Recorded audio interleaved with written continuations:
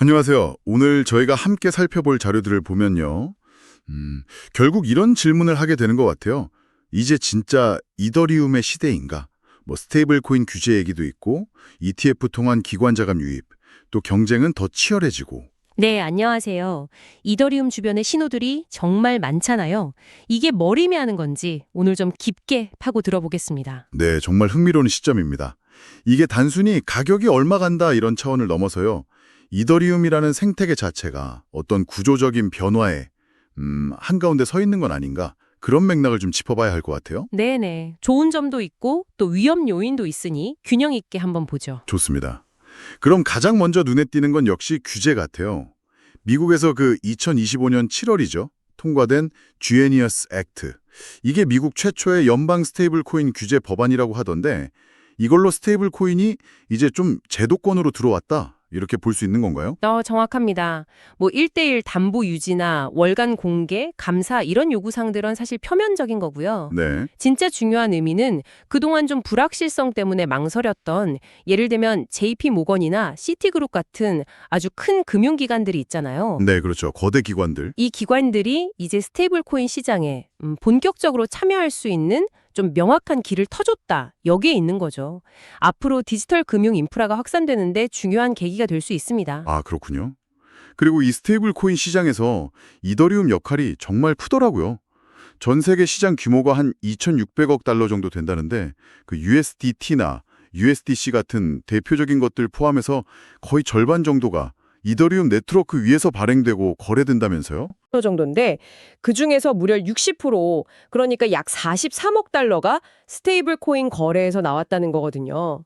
와, 60%면 엄청나네요? 그쵸. 이더리움이 처음에 세상을 바꿀 분산 컴퓨터 이런 거대한 비전으로 시작했지만 현재로서는 특정 금융 서비스, 특히 이 스테이블 코인이라는 분야에 수익이 상당히 의존하고 있다. 이 현실을 좀 보여주는 거죠. 이게 장기적인 가치 평가에는 또 어떤 영향을 줄지 그건 좀 생각해 볼 지점이고요. 네.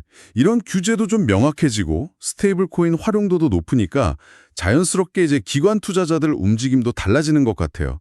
이더리움 선물 ETF, 그러니까 기관들이 주식처럼 편하게 이더리움을 사고 팔게 만든 상품이잖아요. 네, 맞습니다. 여기에 자금이 생각보다 훨씬 강하게 몰리고 있다고요. 네, 그 흐름이 상당히 인상적입니다. 2024년 7월에 출시되고 1년 만에 순유입액이 벌써 87억 달러에 달했고요. 최근에는 16거래일 연속으로 순유입 기록도 세웠다고 하죠. 16일 연속이요? 네, 그리고 2025년 7월 25일 하루만 봐도 그 블랙록 ETF, ETHA라고 하죠. 거기를 중심으로 4억 5천만 달러 이상이 들어왔고요. 총 운용 자산 AUA라고 하는 것도 200억 달러를 넘었습니다. 와, 심지어 한 주간 유입액이 18억 5천만 달러였는데 이게 비트코인 ETF보다 많았다는 거예요. 와, 비트코인보다도요? 네, 그러니까 기관들이 이제 비트코인 넘어서 이더리움으로 포트폴리오를 확장하고 있다. 이런 강력한 신호로 해석되는 거죠. 그 왜 라울 팔이나 앤서니 스카라무치 같은 전문가들이 1만 달러 혹은 그 이상까지 예측하고 또 맷 호건 같은 분석가는 한 200억 달러 규모의 신규 수요가 생길 수 있다. 이렇게 언급하는 배경이 바로 이런 데 있는 겁니다. 그렇군요. 하지만 항상 그렇듯이 이런 장밋빛 전망만 있는 건 아니겠죠.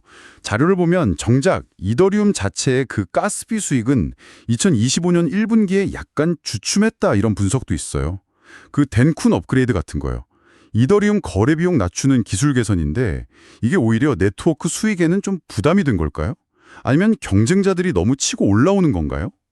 둘 다 영향을 미쳤다고 봐야 합니다. 덴쿤 같은 업그레이드는 사용자 경험은 좋게 만들지만 말씀하신 대로 네트워크 수수료 수입은 줄일 수 있는 약간 양면성이 있거든요. 네. 근데 더 큰 문제는 아마 레이어 2 솔루션들, 그러니까 이더리움 처리 부담 덜어주는 보조 네트워크 같은 기술들이죠. 그리고 솔라나나 수이처럼 속도를 앞세운 다른 경쟁 레이어 1 블록체인들, 얘네들의 약진이 만만치 않아요. 아, 경쟁 심화. 네, 이런 것들이 이더리움의 시장 점유율이나 가치 상승을 좀 제약할 수 있다. 이런 우려가 점점 커지고 있는 거죠. 스탠다드 차터드 같은 기관이 1만 달러 전망을 갑자기 4천 달러 수준으로 확 낮춘 것도 바로 이런 경쟁 심화랑 또 2021년 디파이 붐 같은 그런 새로운 킬러 앱이 아직 안 보인다. 이걸 이유로 들었거든요. 그렇군요. 그리고 지니어스 액트가 통과됐다고 해도 여전히 남아있는 규제 불확실성도 무시할 수는 없고요. 결국 기술 발전이 단기 수익에는 좀 압박이 되고 경쟁은 더 치열해지고 참 흥미로운 상황이네요. 그럼 이제 종합적으로 좀 판단을 해봐야 할 텐데요. 지금을 이더리움의 시대다 이렇게 부를 수 있을까요? 어떻게 보십니까? 네, 정리를 좀 해보자면요.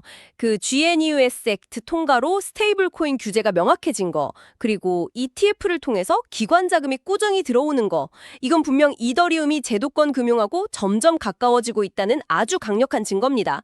스테이블 코인을 통한 수익 모델도 어느 정도 확인이 됐고요. 네, 긍정적인 신호들이죠. 하지만 동시에 말씀드린 레이어 2나 경쟁 체인들이 막 떠오르고 있고 이것 때문에 수수료 수익이 압박이 올 수도 있다는 점, 또 생태계 자체가 계속 혁신을 해야 한다는 부담감, 그리고 아직 완전히 해소되지 않은 규제 리스크, 이런 현실적인 도전 과제들도 분명히 존재합니다. 그래서 1만 달러 같은 낙관론도 있지만 한 4천에서 6천 달러 수준의 좀 신중한 전망도 여전히 설득력이 있는 거죠. 네, 양쪽 다 일리가 있네요. 그렇다면 마지막으로 이런 질문을 던져볼 수 있을 것 같아요. 단순히 가격이 얼마까지 갈까 이걸 예측하는 걸 넘어서요. 이렇게 제도권과 점점 가까워지고 있는 이더리움이 앞으로 기존 금융 시스템하고 얼마나 더 깊숙이 융합될 것인가, 그리고 그 과정에서 우리가 지금은 상상하지 못하는 어떤 변화나 기회, 혹은 또 새로운 위험 같은 게 생겨날 수 있을까? 아, 중요한 질문이네요. 네, 이 질문에 대한 답을 찾아가는 과정 자체가 앞으로 이더리움을 이해하는 데 굉장히 중요할 것 같습니다. 이 지점을 한번 좀 곱씹어 보시면 어떨까 싶네요.